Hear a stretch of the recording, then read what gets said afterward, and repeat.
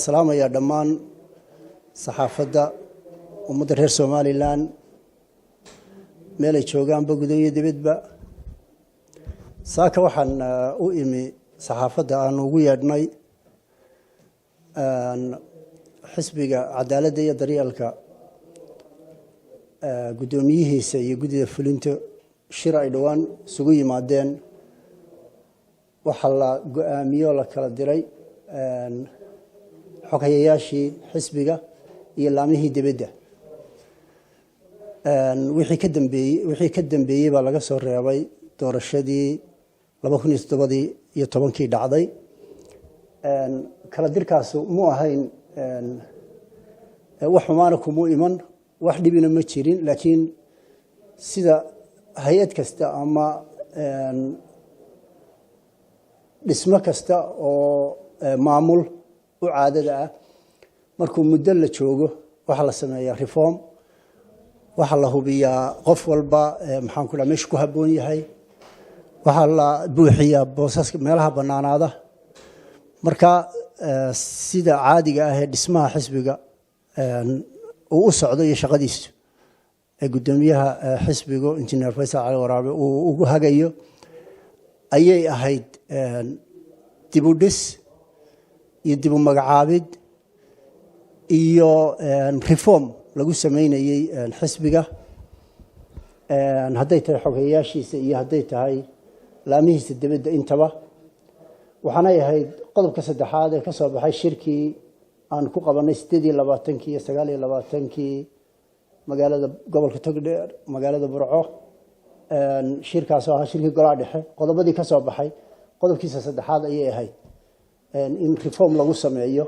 dib u dhis iyo kala shaandhayn lagu sameeyo xogeyaasha xisbiga kuwaasoo insha Allah taala aanu dib u soo dhisi doono sida ugu dhaqso badan leh dhawaan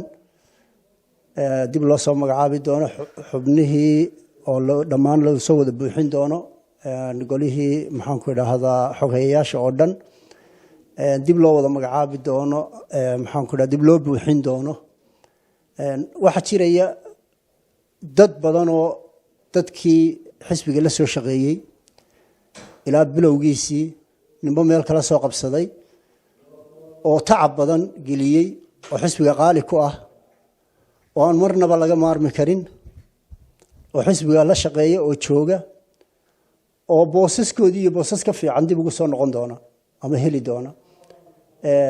ta marnaba xisbiga dadkii xubnihiisa iyo xogeyaashiisu ma noqon doonaan maxaan ku idhaahdaa dee kuwooda cusub oo iman doona laakiin way iman doonaan dad cusub iyo dhiig cusub iyo in ma garanaysaa activity cusub oo dad active oo maaragtay cusub lagu soo daro xisbiga way iman doontaan dad badan oo cusubina way soo galeen intaas xisbiga way ku soo biireen qaybtoodana way ka qaadan doonaan insha Allah taala magacaabida waa laga siin doonaa dadka muhiimka ah ee xisbiga runtii oo ah rukumada ana boosaskoodii iyo boosas ka fiican ayay insha Allah ku soo noqon doonaan xisbiga cadaaladda iyo daryeelka waa xisbi ballaaran waa xisbiga ugu waqtiga dheer leh ama ugu da'da weyn leh xisbiyada jamhuuriyadda Soomaaliland saddex xisbi qaran ee ka dhisan waa xisbi khibrad maamul iyo khibrad aqooneedba ku dhisa runtii mas'uuliyadkiisa ama ha noqdaan xoghayayaal ama ha noqdaan laamo dibadeed gudoomiyaha xisbiguna waa astaan qaran runtii oo de level xisbiba uu ka sareeyo ma waxaan ku idhaahdaa khibradiisa iyo hogaamintiisa waa astaan qaran waa astaan nabadeed waa astaanta maanta keentay heshiisyo fara badan oo xisbiyada dhexdooda ah in la gaadho gudoomiyaha xisbiga injineer Faysal Cali Waraabe marka la tashi fara badan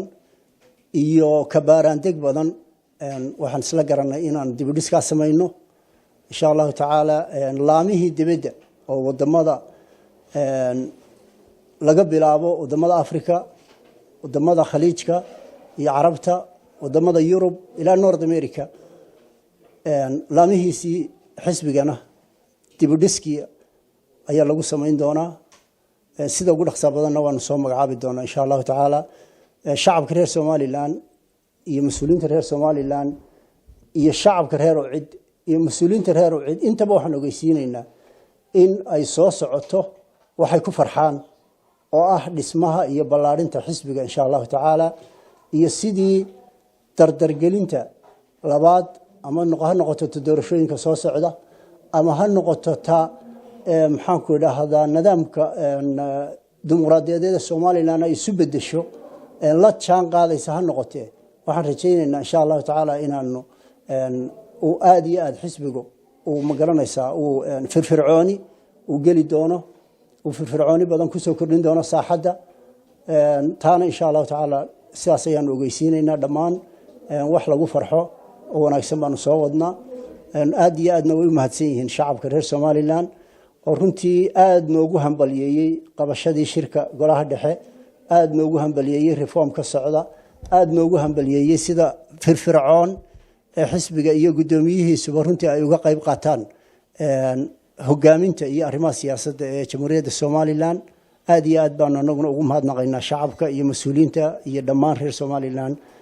kuwa u cida iyo kuwa aan ahayn intaba